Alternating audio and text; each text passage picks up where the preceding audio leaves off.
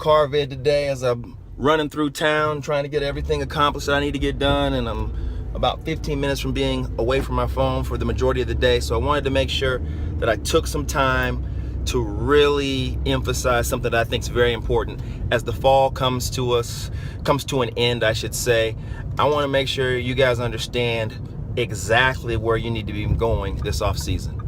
The most important thing about baseball training and development is the basic and advanced fundamentals and their training and development. This does not happen at the games.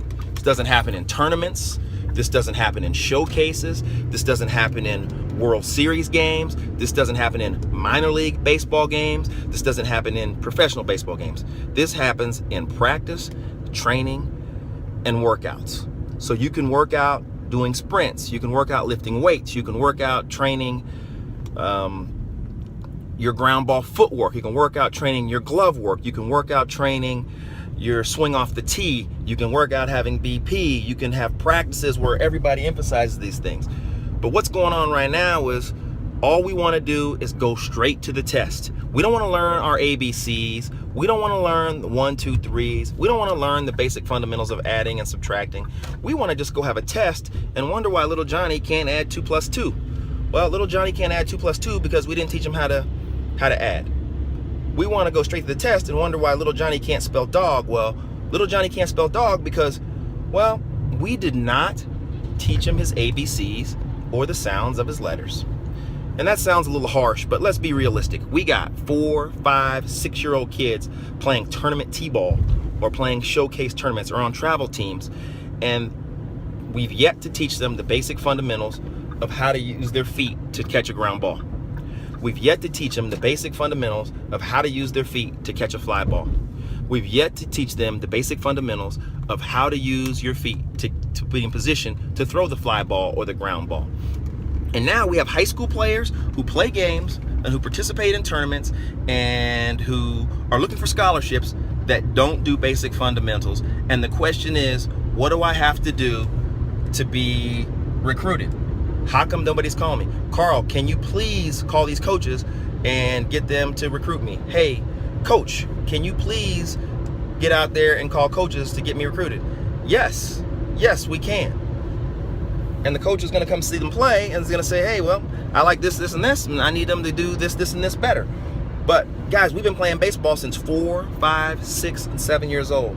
And if we, as coaches and parents, allow our children to go out and play all these baseball games and pay this money for them to play, and they don't have basic fundamental footwork for fielding ground balls, routine ground balls, glove side ground balls, backhand ground balls, body work or body control ground balls, and they don't have basic fundamentals for getting the ball from their glove to their throwing hand and their footwork in place to get rid of it immediately.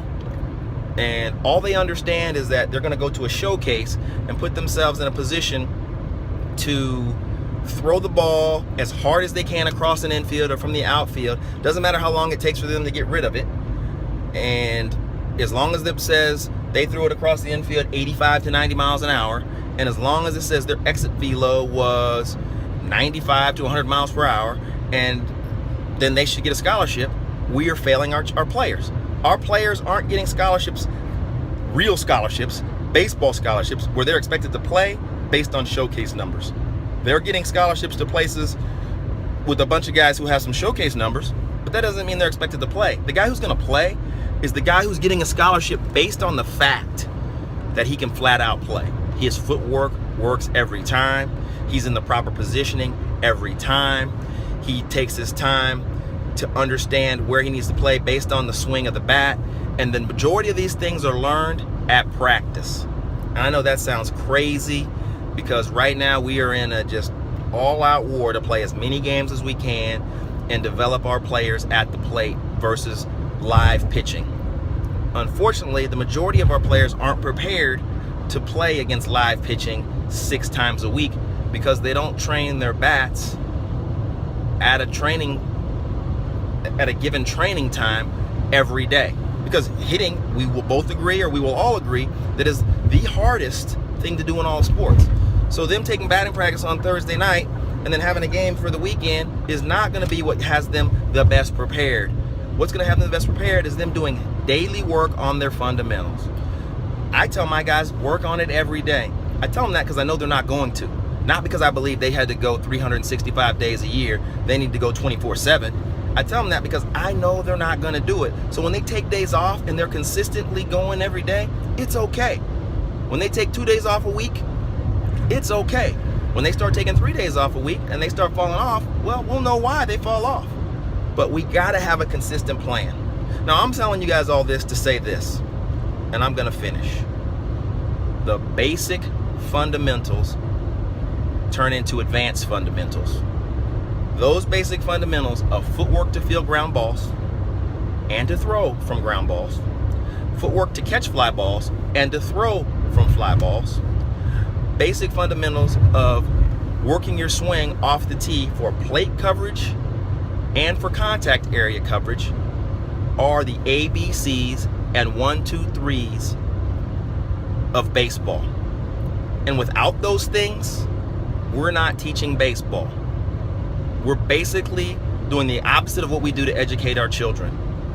We're putting players in a situation where they're taking a test 6, 7, 8, 9 times a week, and they're studying for that test maybe once or twice a week. And the reality is, the way the people learn the best is study for the test all week or the quiz all week, take the quiz at the end of the week, and then a large test at the end of the quarter or the end of the semester. I'm not saying play one game every 3 months. I'm saying do what's best to develop your players. And if you don't know what it is, find somebody who does. And if somebody you find says it's about the tournaments they play every weekend and they're practicing twice a week and they're not giving your kid homework, they're not giving them basic drill progressions, you're wasting your time, your money, and your child's potential. Now, when in doubt, hit it out.